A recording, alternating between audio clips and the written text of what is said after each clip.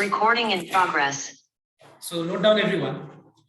You know that in the last class we started with how to find out domain of a function. ठीक है, हम लोग ने last class में क्या देखा था? हम लोग ने जस्ट 3-4 सम ही हम लोग ने किया था और उस समय हम लोग ने देखा था कि कैसे एक फंक्शन का डोमेन निकाला जाता है, राइट? और हम लोग ने देखा था कि फंक्शन का एग्जिस्ट, फंक्शन ये टर्म का मतलब क्या होता है कि फंक्शन एग्जिस्ट कर रहा है, इस टर्म का मतलब क्या होता है मैंने लास्ट डे बताया था, है कि नहीं?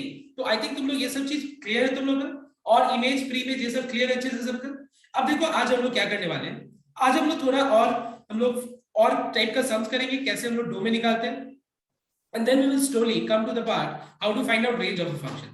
अगर तुम्हारा डोमेन एंड रेंज क्लियर है तब तुम्हारा क्लास 11 का सोचो फंक्शंस का यही ओवरऑल ऑब्जेक्टिव है। तीसरा बात ये कि फंक्शंस चैप्टर में जो मैंने लास्ट डे बताया था कि एक फंक्शन को कैसे आइडेंटिफाई करते हैं कि रिलेशन फंक्शन है, वो याद रखना, वो ध्यान रखना, वो बहुत इंपॉर्टेंट टॉपिक है। Okay, so let's continue with how to find out domain of a function. So note down everyone.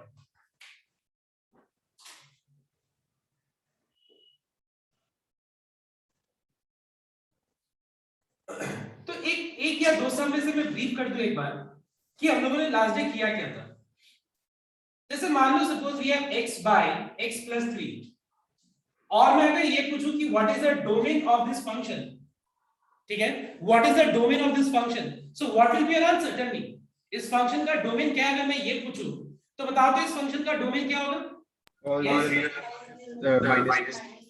Absolutely correct, it is all real numbers accept -3, because अगर हम देखें तो ये फंक्शन का अगर मुझे डोमेन जानना है, तुमको पता है कि मैंने लास्ट डे बताया था कि कोडोमेन इज ऑलवेज, अगर कोडोमेन कुछ मेंशन ना हो मतलब कोडोमेन क्या होगा बताओ तो? कोडोमेन क्या होगा कुछ मेंशन नहीं है तो ऑल रियल नंबर्स होगा। कोडोमेन अगर मेंशन नहीं है कि कोडोमेन सेट क्या है तो फिर वो क्या होगा बताओ तो? Set of all real numbers होगा। अब एक बात बताना तुम लोग, अगर मान लो मैं यहाँ पे ये सोचूं कि कौन-कौन से एलिमेंट्स का मतलब यहाँ पे कौन-कौन सा x की जगह पे वैल्यूज पुट करके उसका इमेज फॉर्म होगा, तो सारे नंबर्स का इमेज फॉर्म होगा, सिर्फ एक नंबर का इमेज फॉर्म नहीं होगा। कौन सा? -3, बिकॉज -3 पे ये फंक्शन एग्जिस्ट ही नहीं करता है। -3 पे ये फंक्शन एग्जिस्ट नहीं करता है, इसका मतलब क्या हुआ? इसका मतलब ये हुआ कि अगर हम लोग फंक्शन में x के जगह पे -3 लगा दें, if I put -3 at the place of x, what is the result we are getting? We are getting -3 by 0. And what is -3 by 0? It is undefined. So do you agree that this particular function exists at x equals to -3? No. Do you agree that this particular function exists at x equals to -3? नहीं, because -3 पे ये function undefined हो जाता है। इसका मतलब now for the domain we have x plus 3 equal to 0, that is x equals to how much? -3. So मतलब हम ये बोल सकते हैं that domain of this function is all real numbers except one number, that is -3. इसके अलावा ये सारे पॉइंट्स पे डिफाइंड है। और हम लोगों ने लास्ट में देखा था पॉलिनोमियल फंक्शन के बारे में। अब एक बात बताना, अगर हम ये बोले कि ये फंक्शन कैसा फंक्शन है तो तुम्हारा आंसर क्या होगा बताओ तो? पॉलिनोमियल फंक्शन है ना। एक बात बताओ, अगर हम तुमसे ये पूछे कि पॉलिनोमियल फंक्शन का डोमेन क्या होगा, what is the domain of this polynomial function, then what will be your answer? all real numbers. Set of all real numbers is the domain of this function. याद है ना मैंने reason इसका दिया था कि क्यों ये हर एक रियल नंबर्स पे एग्जिस्ट करता है, क्योंकि इसका डिनोमिनेटर जीरो कभी होना ही नहीं है। डिनोमिनेटर जीरो क्यों नहीं होगा? डिनोमिनेटर जीरो बताओ तो? क्योंकि डिनोमिनेटर में कहीं x है ही नहीं। तो अगर x है ही नहीं तो हम सोचेंगे कैसे x के लिए कि x का कौन सा वैल्यू के लिए डिनोमिनेटर जीरो होगा, क्योंकि x डिनोमिनेटर में है ही नहीं। So why we will think of कि डिनोमिनेटर कब जीरो होगा? समझ में आया? क्योंकि डिनोमिनेटर यहाँ पे कांस्टेंट है, दैट इज 1, ठीक है। सो दैट्स व्हाई इस पर्टिकुलर फंक्शन का डोमेन क्या है? ऑल रियल नंबर्स है। अब देखो हम लोग आगे आज देखेंगे अलग अलग तरह का फंक्शंस, लेकिन उससे पहले मैं एक बार रेंज का मतलब बता दूं। रेंज का मतलब क्लियर है, लेकिन एक बार रेंज निकालने का मेथड बता दो एक बार। Okay, so everyone just note down how to find out range of a function. याद होगा लास्ट डे मैंने बताया था, यस ठीक है, लास्ट डे मैंने बताया था कि कैसे हम लोग आज के क्लास में पहले रेंज निकालना सीखेंगे।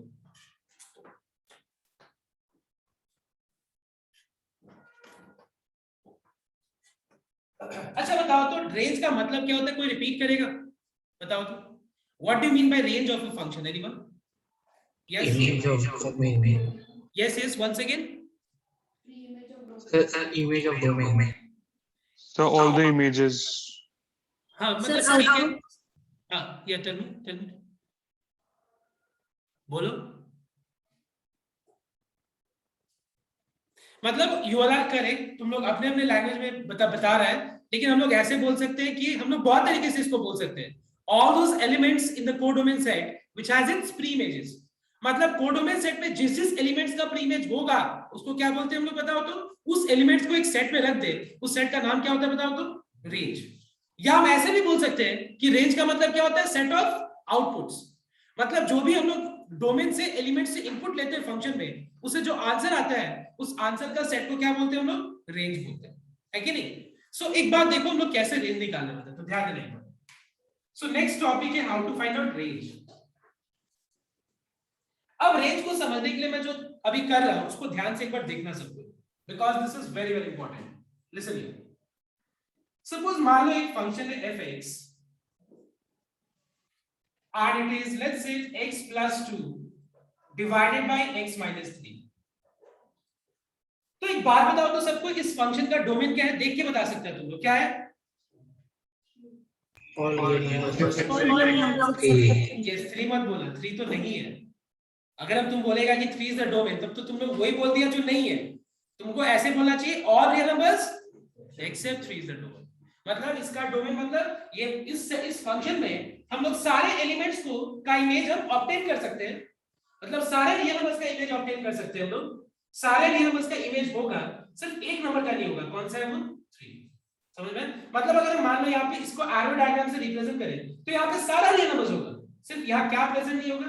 3 प्रेजेंट नहीं होगा। सारा नंबर्स का इमेज फॉर्म होगा, सिर्फ एक नंबर का इमेज फॉर्म नहीं होगा। वो क्या है? 3। इसीलिए इस फंक्शन का डोमेन क्या है? All real numbers accept 3। लेकिन तुमसे अगर पूछा जाए इसका रेंज क्या है, तो ध्यान से एक बार नोट करना सकते हो।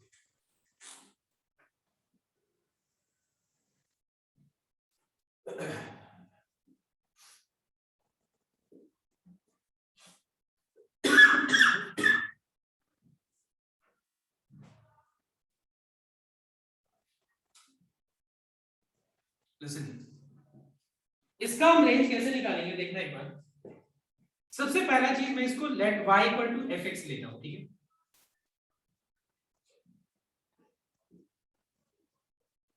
f of x क्या है? It is x plus 2 divided by x minus 3. Let us cross multiply and make x as the subject.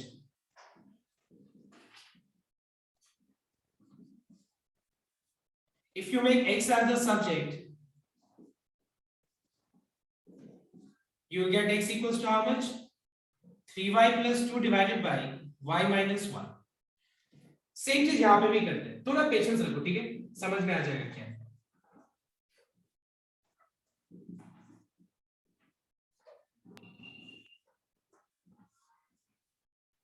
ठीक, अब देखना ध्यान से, ध्यान से एक बार देखना। सपोज अगर मान लो मैं इस फंक्शन में x को पुट करूं तो इसका जो इमेज फॉर्म होगा, मान लो मैं उस इमेज को y से डिनोट कर रहा हूं। क्या से डिनोट कर रहा हूं बताओ तो? y से, ठीक है? ध्यान देना। मतलब यहाँ पे अगर हम x के जगह पे सपोज 1 पुट करते हैं, ठीक है? x के जगह पे 1 लगाते हैं, तो अगर हम x के जगह पे 1 लगाएंगे फंक्शन में, तो फंक्शन मुझे क्या बना के दे देगा? वो आंसर x को क्या बना देगा बताओ तो? What is the image of x? What is the image of x pass in this function? y। क्या है इसका इमेज? y। तो मान लो अगर हम x का वैल्यू 1 लेते हैं, तो बताओ तो यहाँ पे x की जगह पे 1 लेने से आंसर क्या आएगा? 1 plus 2 3 by 1 minus 3 minus 2। अगर हम यहाँ पे x की जगह पे सपोज 2 ले लेते हैं, तो क्या आएगा आंसर बताओ तो? 2 plus 2 4 by 2 minus 3 minus 1। ठीक है? सिमिलरली अगर हम इस फंक्शन का बात करें और इसको भी अगर हम x2y ले लें, अगर मान लो यहाँ पे हम x की जगह पे 1 लगाएंगे, तो बताओ तो y का आंसर क्या मिलेगा? What is the image of 1 pass in this function? इस फंक्शन में 1 का इमेज क्या फॉर्म हो रहा है? 5। 2 का इमेज क्या फॉर्म हो रहा है बताओ तो? 8। Yes 8। What is the image of 3? What is the image of 4? अच्छा एक बात बताओ, अगर मैं तुमसे ये पूछूं, ध्यान देना, अगर हम तुमसे ये पूछे कि what is the preimage of 8, listen, मैंने यहाँ पे ये पूछा तुमसे कि 1 का इमेज क्या फॉर्म होगा, तो आंसर क्या होगा 5। 1 का इमेज क्या फॉर्म होगा, 1 को x के जगह सब्स्टिट्यूट कर दिया 5 आ गया। मैंने पूछा 2 का इमेज क्या होगा, तो यहाँ पुट कर दिया 8 आ गया। अब मैं ये पूछ रहा हूं कि 8 का प्री इमेज क्या होगा, तो ध्यान देना एक बार, अगर मान लो मैं y की जगह पे 8 पुट कर दूं, सो what is 8 minus 2, 6। What is 6 divided by 3। अगर हम ये पूछे कि what is the pre image of 14, तो तुम इमेज प्री इमेज ऑफ 14 बता पाओगे क्या होगा? अच्छा बताओ तो 14 का प्री इमेज क्या होगा? 14 minus 2 12, and what is 12 by 3? अच्छा बताओ तो what is the pre image of 16, बताओ आंसर करो। What is the pre image of 16, tell me. 14 by 3. It is 14 by 3। अच्छा एक बात बताओ तो, ऐसा कोई सिचुएशन आ रहा है, ऐसा कोई सिचुएशन आ रहा है कि हम कोई भी रियल नंबर्स को यहाँ पे पुट करें तो उसका इमेज फॉर्म नहीं हो रहा है, बताओ तो। ऐसा कोई सिचुएशन आ रहा है कि इसमें अगर हम x के जगह पे कोई भी रियल नंबर्स पुट करें, you know what is the meaning of real numbers, मतलब सारा नंबर्स ही रियल नंबर्स होता है। अगर तुम बोलो 2 तो रियल नंबर है, 2/3 वो भी रियल नंबर है, √2 वो भी रियल नंबर है, √5 वो भी रियल नंबर है। तो रियल नंबर क्या नहीं होता है, तुमको ध्यान रखना पड़ेगा। रियल नंबर क्या नहीं होता है, जो नंबर के डिनोमिनेटर में 0 उसको रियल नहीं कहते, और जो नंबर स्क्वायर रूट के अंदर नेगेटिव हो इसको रियल नहीं बोलते। इस नंबर को इमेजिनरी कहा जाता है, और ये नंबर क्या बताओ तो अनडिफाइंड। तो ये दो नंबर छोड़ के बाकी सारा नंबर्स रियल है। तो एक बात बताओ तुम लोग, यहाँ पे अगर हम x के जगह पे कोई भी रियल नंबर्स पुट करें तो उससे इमेज ऐसा होगा जो नहीं फॉर्म होगा, डेफिनेटली सारे नंबर्स का इमेज फॉर्म होगा यहाँ पे, क्योंकि ये कैसा फंक्शन है बताओ तुम, polynomial. Do you remember this part, ये एक पॉलिनोमियल फंक्शन है, और पॉलिनोमियल फंक्शन का हर एक पॉइंट पे उसका इमेज फॉर्म होगा। तो इसका अगर हम पूछें कि डोमेन क्या है, तो ऑल रियल नंबर्स। सिमिलरली अगर हम तुमसे ये पूछे कि यहाँ पे अगर कोडोमेन सेट R है, तुमको पता है कि अगर कुछ मेंशन ना हो, so what is the codomain set of any function, it is all real numbers. Now tell me everyone कि तुमको ऐसा कोई भी नंबर्स दिख रहा है जिसका कोई प्री इमेज फॉर्म नहीं होगा, बताओ, देख के बताओ। एक बात बताओ तो यहाँ पे कोई भी ऐसा नंबर होगा जिसका प्री इमेज फॉर्म नहीं होगा? Yes tell me. अगर हम मान लो ऐसे हम ड्रॉ करें, इसलिए सपोज यहाँ पे अगर हम लिख दें ऑल रियल नंबर्स, डोमेन क्या है, ऑल रियल नंबर्स है, कोडोमेन कुछ ना हो तो ऑल रियल नंबर्स। एक बात बताओ, यहाँ पे ऐसा कोई रियल नंबर है जिसका प्री इमेज नहीं होगा, देख के बताओ। अगर तुमको ये देखने के लिए बोलेंगे तो तुम किसको देखोगे, इसको या इसको? डेफिनेटली इसको, क्योंकि यहाँ पे अगर हम 16 लगा रहे हैं तो मुझे प्री इमेज मिल जा रहा है। अगर मान लो यहाँ पे हम सपोज 7 पुट कर दें तो मुझे उसका प्री इमेज मिल जाएगा। देखो 7 minus 2 5, 5/3 is the pre image. तुम कोई भी नंबर को अगर, जैसे मान लो तुमको 100 का प्री इमेज जानना है, तो तुम किसमें पुट करोगे, इसमें? अगर हम इसमें 100 लगा दें तो 100 minus 2 कितना हो गया, 98। And what is 98/3, I mean you can leave it in fraction. मतलब कोई भी ऐसा नंबर है बताओ तो कोडोमेन में जिसका कोई प्री इमेज नहीं हो, देख के बताओ। अब एक बात बताओ, यहाँ पे मुझे बताओ कि मान लो इसका डोमेन है ऑल रियल नंबर्स एक्सेप्ट 3, इसका कोडोमेन है ऑल रियल नंबर्स। अब एक बात बताओ मुझे तुम लोग, ऐसा कोई भी नंबर्स है यहाँ पे बताओ तो कोडोमेन में जिसका कोई प्री इमेज नहीं फॉर्म होगा, कोई बता सकते हैं? 1। यस, ये जिसको समझ में आ गया मतलब रेंज खत्म, मतलब खत्म, समझ में आ गया। एक बात बताओ तो, ऐसा कोई भी नंबर है कोडोमेन सेट में, ऐसा कोई भी नंबर तुमको दिख रहा है जिसको यहाँ पे पुट करने से उसका प्री इमेज नहीं, मतलब प्री इमेज यहाँ पे नहीं होगा? कैसे पता चला तुमको, बताओ तो? बिकॉज जब हम लोगों ने y की जगह 1 लगाया तो 1 3 जा 3, 3 + 2 is 5, and what is 1 minus 1, what is 5/0? So what you are finding कि सारे नंबर्स का प्री इमेज फॉर्म हो रहा है। अगर हम देखें तो सारे नंबर्स का प्री इमेज फॉर्म हो रहा है, सिर्फ एक नंबर का प्री इमेज फॉर्म नहीं हो रहा है। कौन सा है बताओ तो यहाँ पे 1 है, कोडोमेन सेट पे 1 है, सारे नंबर्स का प्री इमेज है, सारे नंबर्स का प्री इमेज है, सिर्फ किस नंबर का प्री इमेज नहीं है पता है? 1 का। तो एक बात बताओ तो मुझे, what is the meaning of range? अगर हम तुमसे पूछे कि एक फंक्शन का रेंज क्या है तो तुम्हारा आंसर क्या होगा? Range is a set containing all the pre images, ठीक है, मतलब कोडोमेन सेट से वो सारा एलिमेंट जिसका प्री इमेज हो उसको क्या बोलते हैं बताओ तो? रेंज। रेंज का मतलब क्या होता है? रेंज का मतलब होता है, लास्ट में याद होगा मैंने बताया था, रेंज होता है वो सेट, RNG रेंज। रेंज हो गया वो सेट जिसके अंदर अगर हम कोडोमेन से वो एलिमेंट को देखें तो उस एलिमेंट का प्री इमेज होगा। मतलब अगर कोडोमेन सेट से हम कोई भी एलिमेंट का प्री इमेज मुझे दिख रहा है तो उस एलिमेंट को हम कहां रख देते हैं? रेंज के अंदर। तो एक बात बताओ तो कोडोमेन सेट में किस एलिमेंट का प्री इमेज नहीं है? 1 का प्रीमियस नहीं है, and that's why we can say that the range of this function is all real numbers except 1.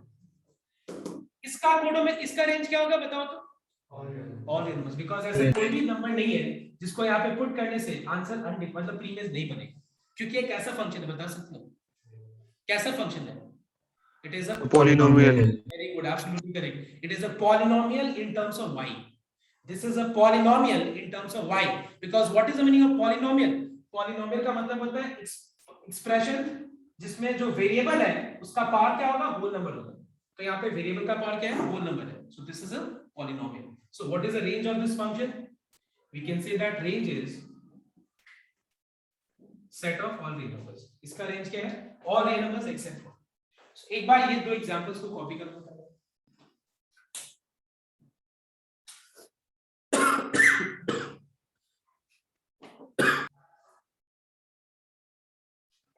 Now the next question is, you have f of x equals to x plus 1 divided by x minus 5. Find the domain and the range of this function. So first, इस function का domain and range दोनों निकालो।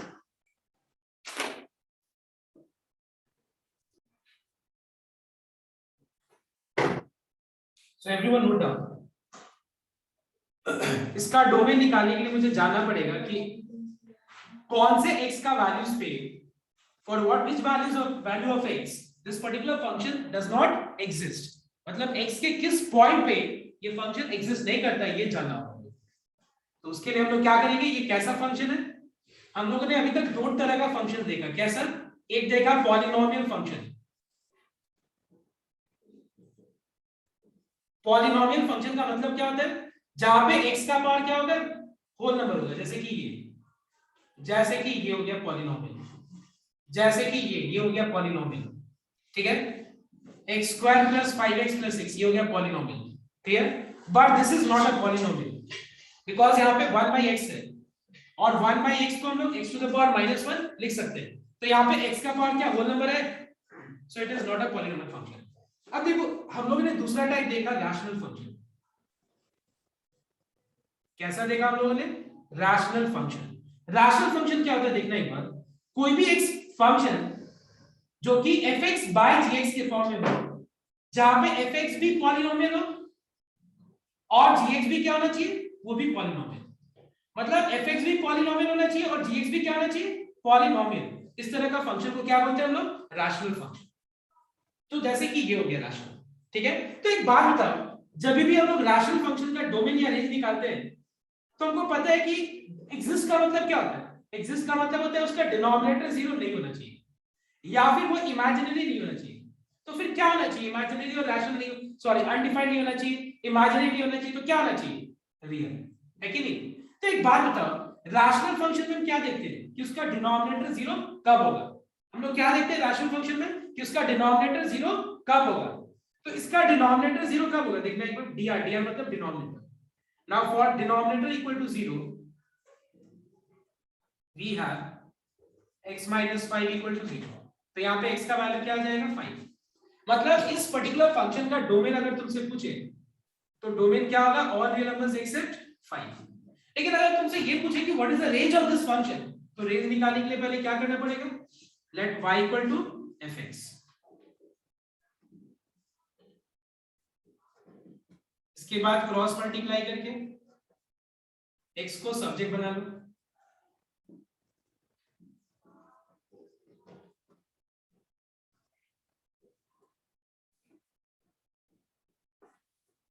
Okay? अब देखना एक बार ध्यान से। Now we have x equal to 5y plus 1 by y minus 1. All right, it is 5y plus 1 divided by y minus 1. Now tell me, अगर हम तुमसे पूछे कि domain is all real numbers except what? Except 5। Now अगर हम तुमसे पूछे range क्या होगा, तो यू नो दैट कोडोमेन होता है ऑल रियल नंबर्स, है कि नहीं? तो कोडोमेन सेट का वो कौन सा एलिमेंट है जिसका प्रीमियस नहीं होगा? देख के बताओ तो। 1 का कोई प्रीमियस नहीं होगा, देखो, क्योंकि 1 यहाँ पे अगर हम लगाएंगे तो x क्या आ जाएगा बताओ तो? अनडिफाइंड, ठीक है? x क्या आ जाएगा? अनडिफाइंड। बट यहाँ पे x क्या हो सकता है? ऑल रियल नंबर्स एक्सेप्ट 5 हो सकता है। तो यहाँ पे हम देखेंगे कि यहाँ पे इसका रेंज क्या होगा। We can clearly see that the range of this function is all real numbers except 1. Is this clear? What is the range of this function? Because we find that x का image y है, तो y के कौन से value से x form नहीं हो रहा है, y के कौन से वैल्यू से x मतलब x उसका प्रीइमेज नहीं फॉर्म हो रहा है, तो दिख रहा है y का वैल्यू 1 लगाएंगे तो उसका कोई प्रीइमेज ही नहीं मिल रहा है, क्योंकि 1 लगाने से फंक्शन क्या हो जाएगा, ये क्या हो जाएगा एक्सप्रेशन, ये अनडिफाइंड हो जा रहा है. सो दैट्स व्हाई इसका रेंज क्या हो जाएगा, all real numbers accept 1. Okay, I mean range not code में, तो ये रेंज क्या हो जाएगा, all real numbers except 1 is the range. Alright everyone, तो आई थिंक क्लियर हुआ. तो हम लोगों ने दो तरह का फंक्शन देखा, पॉलिनोमियल और दूसरा कैसा देखा हम लोगों ने, रैशनल फंक्शन. अब हम देखेंगे स्क्वायर रूट फंक्शन. मतलब अगर मान लो स्क्वायर रूट के अंदर x - 2 हो, x - 3 हो, x² - 4 हो, तो उसका डोमेन एंड रेंज कैसे निकाला जाता है, अब हम लोग ये देखिए, ध्यान देना.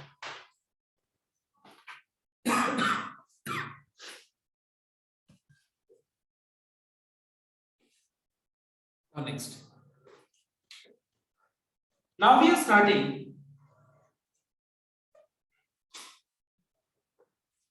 the next type of question, that is, suppose we have square root of, let's say, q of x. ठीक है, तो हम लोगों ने देखा रैशनल यानी पॉलिनोमियल, फिर देखा हम लोगों ने कि fx by gx का फॉर्म है, तो क्या होगा, हम लोगों को देखना होगा कि gx नॉट इक्वल टू 0 कब होगा, मतलब हम जिस पे 0 होगा वो हटा देते हैं, देखते हैं कि gx जिस पे 0 होगा वो हटा दो, बाकी सारा तुम्हारा नंबर्स पे एग्जिस्ट करेगा, है कि नहीं. अब हम लोग देख रहे हैं स्क्वायर रूट वाला.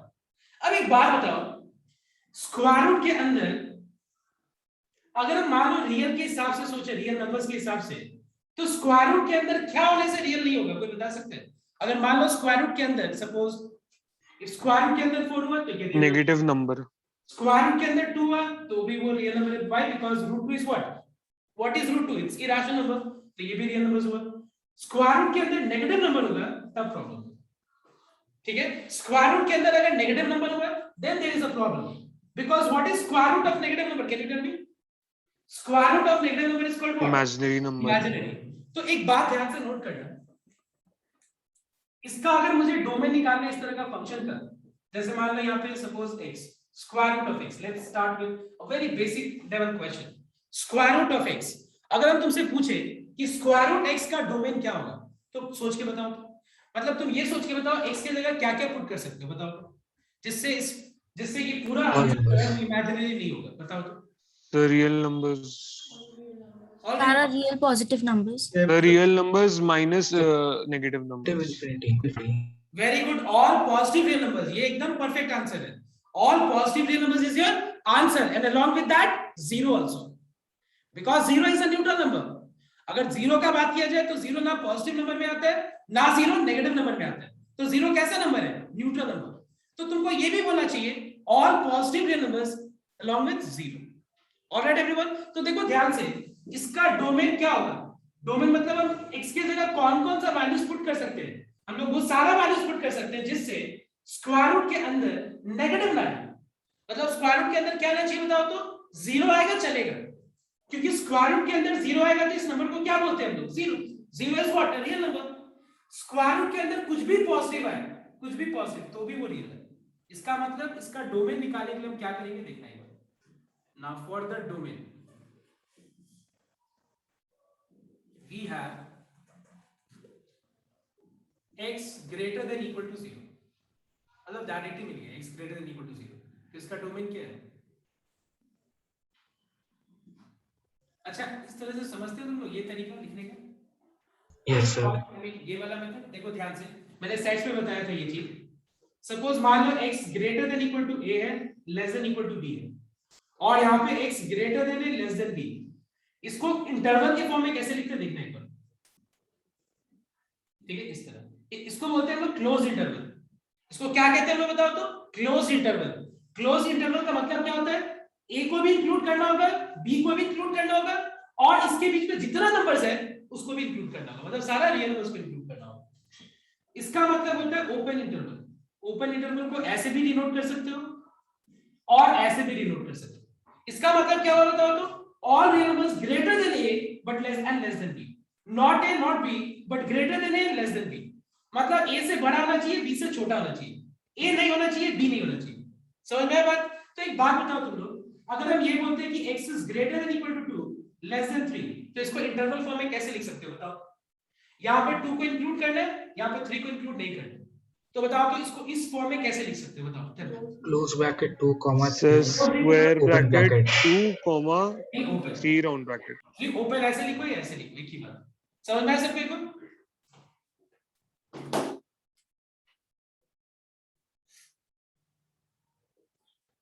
अब देखना एक बार, x greater than equal to 0 मतलब 0 से लेके कहां तक बताओ तो? कहां तक?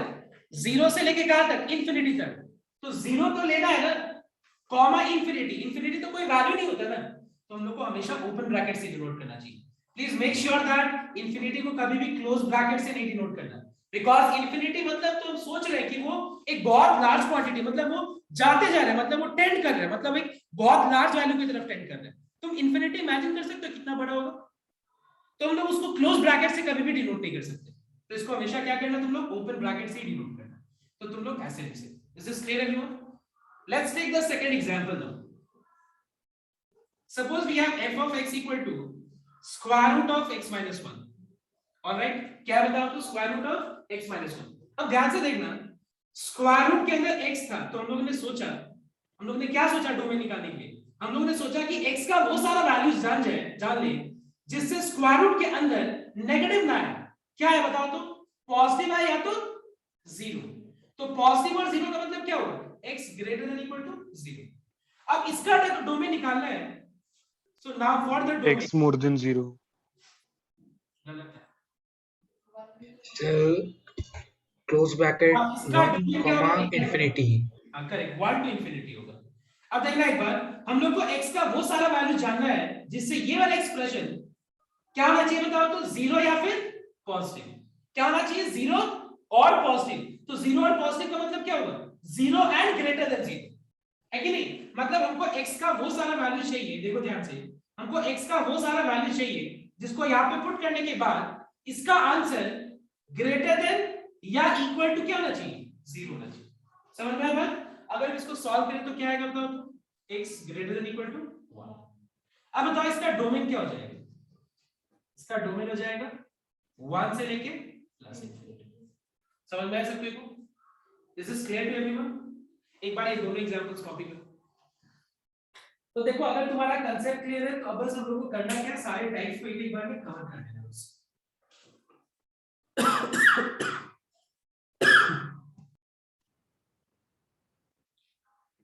नाउ नेक्स्ट क्वेश्चन देखना एक बार। अच्छा एक बात बताओ तो, suppose -3 is less than 4, true और फॉल्स? बताओ, टाइम लग रहा है। -3 ट्रू।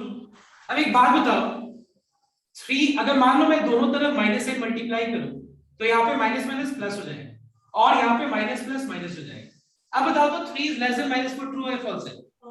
False. अब एक चीज पता चल रहा है कि इनइक्वालिटी में जब भी हम लोग दोनों तरफ माइनस साइन मल्टीप्लाई करते हैं तो इनइक्वालिटी का साइन सेम नहीं रखना चाहिए। क्या करना चाहिए? चेंज मतलब लेस देन है तो ग्रेटर देन, और ग्रेटर देन था तो क्या होना चाहिए? ठीक है, Less than. अब बताओ मुझे एक बार, -6 is less than -4, true or false? So true. True. Yes, that's absolutely true. -6 is less than -4. अब बताओ एक बार, is 6 less than 4, true or false? मतलब क्या So किया? false. मैंने माइनस से मल्टीप्लाई कर दिया। अब बताओ ये ट्रू है या फॉल्स है? तो ये बात समझ में, लॉजिक समझ में कि हम लोग को इनइक्वालिटी का साइन चेंज करना पड़ेगा।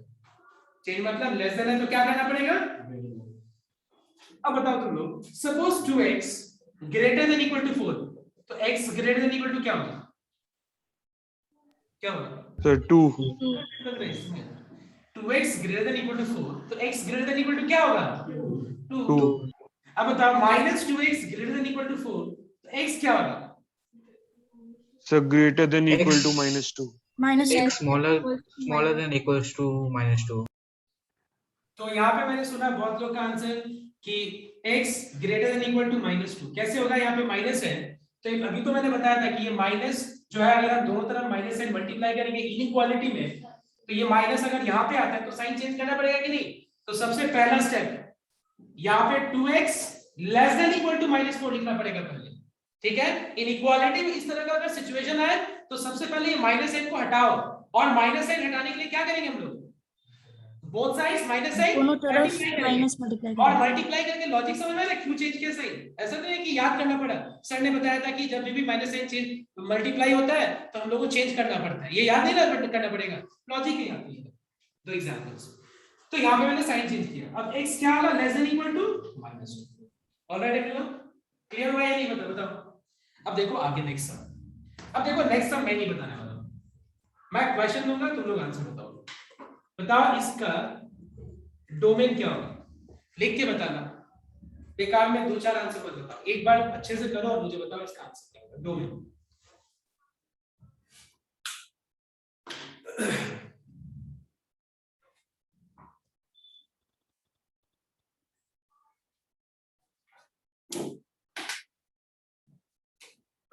Three minus x less than equal to, sorry I am sorry, now for the domain,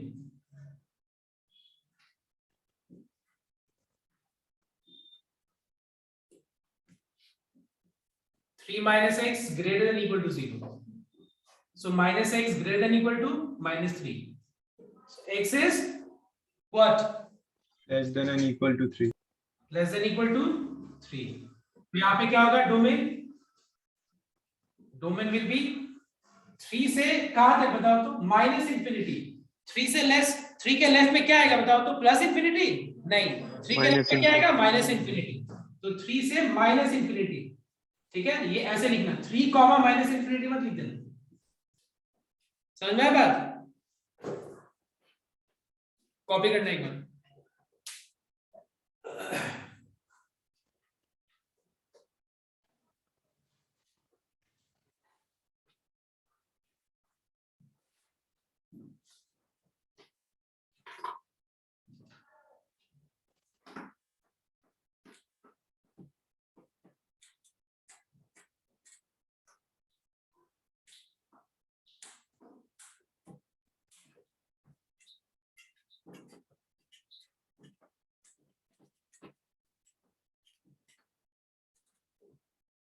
अच्छा, तुम लोग वेविकर मेथड पढ़ा है? वेविकर मेथड पहले नहीं पढ़ा है?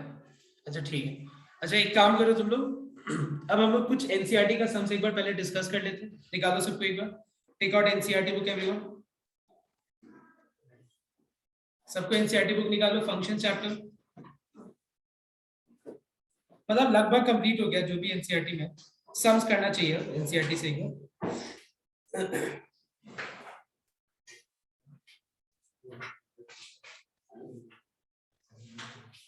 और एक चीज नोट करना सबको, 2.1 और 2.2 तो हो चुका है कि नहीं? 2.1 एंड 2.2 ऑलरेडी हो चुका है। ऑलराइट, तो 2.3 से अपने लोग स्टार्ट करेंगे।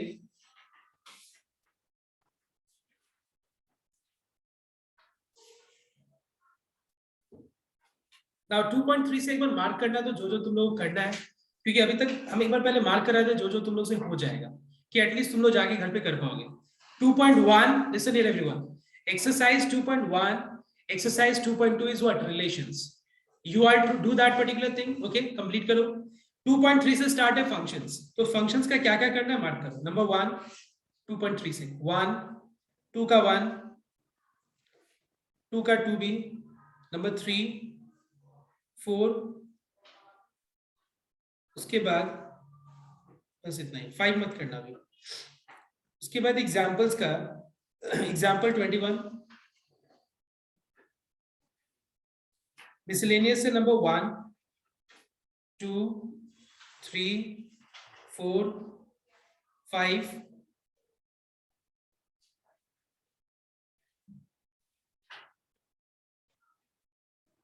10 एंड 12। मतलब लगभग तुम लोगों ने जितना भी मतलब एनसीईआरटी में जो भी चीज है वो कवर है थोड़ा, मतलब एक क्लास चाहिए। एक क्लास में क्या होगा कि पूरा का पूरा चीज कवर हो जाएगा, ठीक है? तो तुम लोग को ये सारा चीज कवर करना है। और दूसरा पॉइंट ये है कि मैं यहाँ से एक सम खाली बताया था, ठीक है? जो मुझे बताने का, जो मैं अगर दूं सम तो थोड़ा मुश्किल होगा, so let me explain you that sum. Now and that particular question is number 8, exercise miscellaneous का number 8. देख लेंगे सबको एक बार miscellaneous का number 8 देख लेंगे.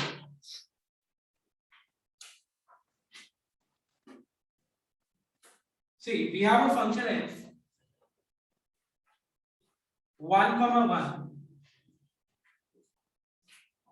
2, 3, 0, -1, -1, -3, and f of x is ax plus b. यहाँ पे आपको निकालना है what is the value of a and b. Please note down again. Now before this, let me ask you one thing. देखते हैं कितने लोग आंसर कर पाते हैं. इस फंक्शन पे 1 का इमेज क्या फॉर्म होगा बताओ तो. What is the image of 1? Tell me. कैसे पता चला? नहीं बोलो, ये हम पूछ रहे मतलब थोड़ी ना तुमको कंफ्यूज कर.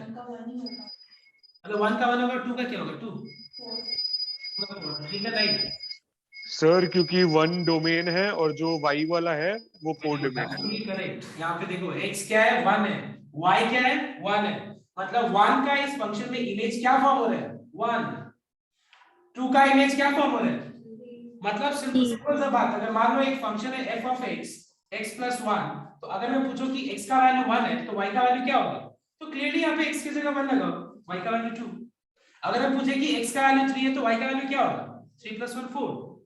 अभी क्लियर हुआ तो बात? ये क्या दिया हुआ है समझ में आया? तो मतलब ये दिया हुआ है कि अगर हम इस फंक्शन में x की जगह 1 लगाते हैं तो इसका आंसर क्या मिलेगा? आंसर 1. इसमें अगर हम x की जगह 2 लगाते हैं तो इसका आंसर क्या मिलेगा? आंसर. अगर हम इसमें x की जगह 0 लगाते हैं तो आंसर क्या मिलेगा? -1 लगाएंगे तो आंसर क्या मिलेगा? और हमको क्या निकालना है यहाँ पे? a और b का वैल्यू निकालना है. तो एक बार ध्यान से नोट करें. Can I say this way that when the value of x is 1, when the value of x is 1, then the result of this function means the image of this function. मतलब अगर हम x की जगह पे 1 लगाए तो ये function का इमेज क्या फॉर्म होगा? क्या मैं बोल सकता हूँ? अब बताओ मुझे कि अगर f of x ax plus b है तो f of 1 कितना होगा?